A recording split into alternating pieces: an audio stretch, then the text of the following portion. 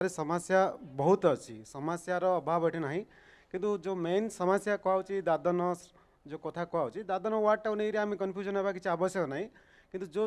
बेकारी जो जड़ित अच्छी दादन को लेकर तापर आपणकर जो फोकस रहा कथा आप देखते ये टेक्सटाइल अच्छी अनेक कुटीर शिल्प अच्छी यहाँ अनेक खनिज संपद लघु खनिज संपद अच्छी गोटे पोर्ट अच्छी यार कौन सी विकास करा विकासमूलक हिसाब से जो दादन जाऊँ प्रथम तांकर देखा दरकार ता बाद भी कृषि तापर इंडस्ट्रियल ये तीन जिन फोकस करा जाओ। केवल ओडिशाटा जगह गोटे जगह गंजाम जो